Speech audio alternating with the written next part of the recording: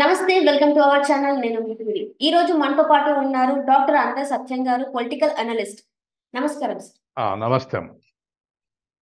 Sir ఇప్పుడున్న పరిస్థితులు చూస్తుంటే ల్యాండ్ క్రూజర్ కార్లు అవి ఏంటంటే ఆ కార్లు ఎక్కడ కొన్నారు ఏంటి అనేది అయితే రోజుకొక చర్చ జరుగుతుంది.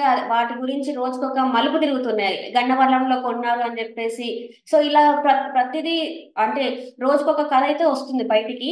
సో ఇదే విషయం మీద రేవంత్ రెడ్డి గారు కూడా, మన తెలంగాణ ముఖ్యమంత్రి రేవంత్ రెడ్డి గారు కూడా ఏంటంటే ఇది ఎప్పటి నుంచో వారిద్దరి మధ్యన ఉన్న బంధం అంటే ఏపీ ముఖ్యమంత్రి జగన్ కి ఇంకా తెలంగాణ మాజీ ముఖ్యమంత్రి కేసీఆర్ మధ్యన ఇది ఎప్పటి నుంచో ఉన్న బంధం అని చెప్పేసి అయితే చెప్పడం జరిగింది.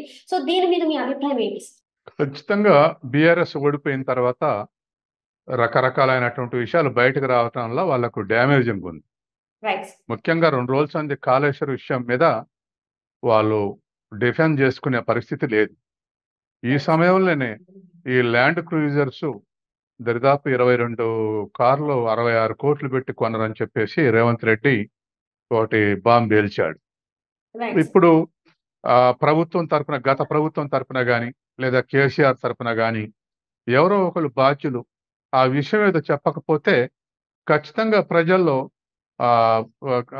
కేసీఆర్ గాని, కేసీఆర్ ప్రభుత్వం యొక్క క్రెడిబిలిటీ మరింత దెబ్బతింటుంది. కాబట్టి అది నిజమేమిటో బయట పెట్టాల్సినటువంటి అవసరం ఉంది. రేవంత్ రెడ్డి నిన్నంటే ఇవాళ ఏం గడ్డించలేదు.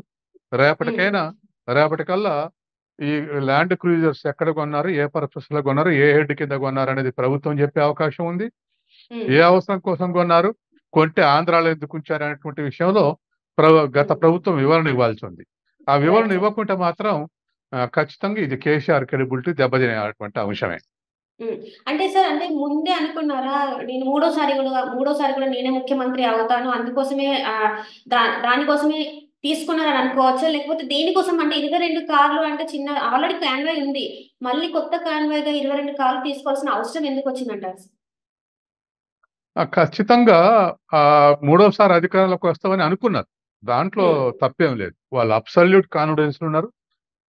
100 సీట్లు అదే వస్తాయని ఒకళ్ళు, 80 వస్తాయని ఒకళ్ళు, మొత్తం మీద వాళ్ళు ఓడిపోతాం అనుకోలేదు. కానీ అంతర్గతంగా మాత్రం వాళ్ళకి తెలుసు డిఫెన్స్ ఉన్నామని.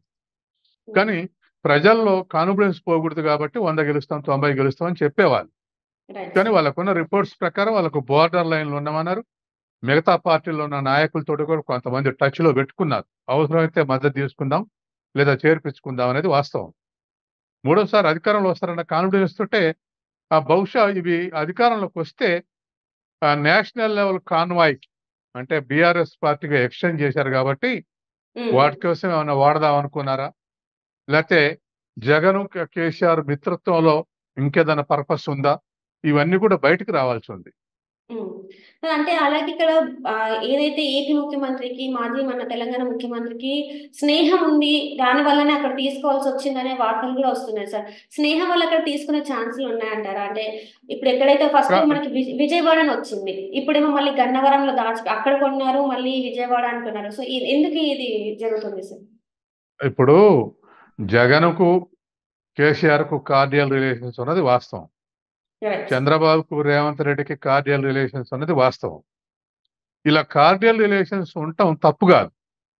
కానీ ఈ రిలేషన్స్ బోత్ సైడ్స్ అంటే ఆంధ్రప్రదేశ్, తెలంగాణకు ఉపయోగపడదు. మాటుగా కార్లు కొనటానికి, చాటుమాటుగా ఇంకా ఇతర అంశాల్లోకి వెళితే ప్రజల యొక్క సానుభూతి ఉండదు వాళ్ళ మీద.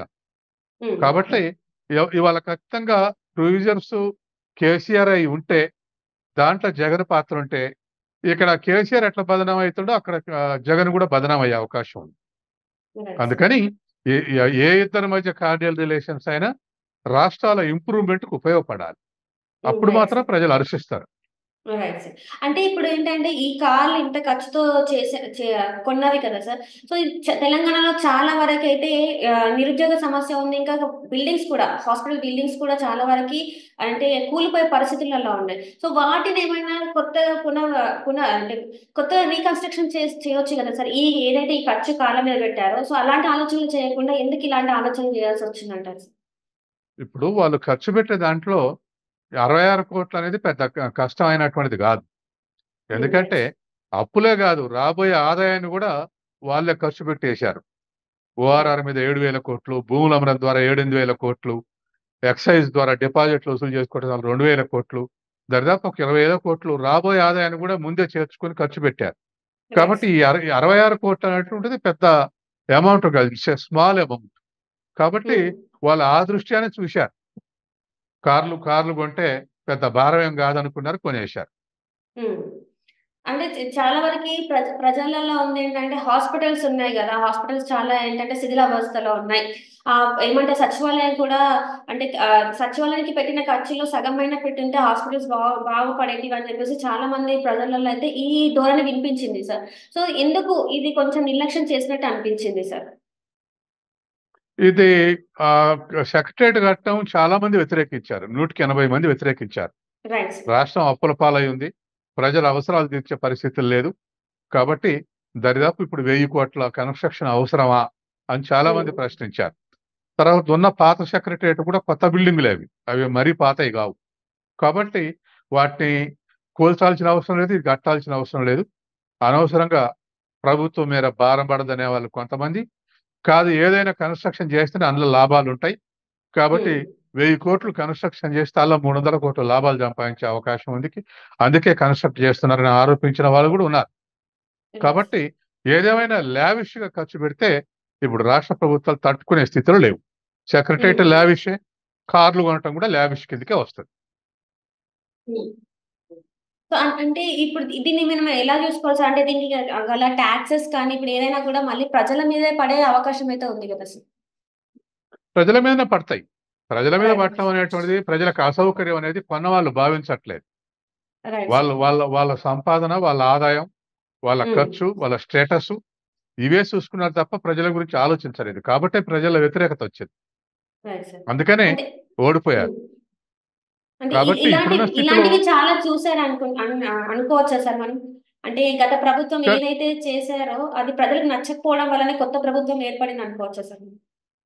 ఖచ్చితంగా వ్యతిరేకత వచ్చింది. ఇవాళ 5 ఏళ్ళు మేము చేసిన గొప్ప పని కాళేశ్వరం అని చెప్పారు. కేసీఆర్ రైట్. గాని, పార్టీ గాని. ఇవాళ వచ్చే వరకు అది చెప్పే పరిస్థితులు లేదు. రైట్ ఎందుకు సార్. పరిస్థితులు లేదు అంటే దాంట్లో లూప్ హోల్స్ బయటపడటంతోటి ఇవాళ మా అచీవ్‌మెంట్ కాళేశ్వరం అనే పరిస్థితి లేదు. గత 5 ఏళ్లుగా అదే చెప్పారు. ప్రపంచంలో ఎవరు చేయలేటువంటి కన్‌స్ట్రక్షన్ మేమే చేశామని. ఇప్పుడు రైట్ దాంట్లో సార్. లోపాలు బయటపడే వరకల్లా ఇప్పుడు దాని గురించి చర్చ చేయట్లేదు. కాబట్టి ఏ రైట్. ప్రభుత్వానికైనా సైంటిఫిక్ యాటిట్యూడ్ లేకపోతే ఇటువంటివి ఎదురవుతా ఉంటాయి. Right sir. Right sir. Right. Thank you so much sir. మీరు మాతో పాటు జూమ్ లాగా సైంటిఫిక్ యాటిట్యూడ్ లేకపోతే ఇటువంటివి ఎదురవుతా ఉంటాయి. Right sir. Right sir. Right. Thank you so much sir. మీరు మాతో పాటు జూమ్ లాగా కాల్‌లో మీరు వచ్చినందుకు thank you so much. Thank you.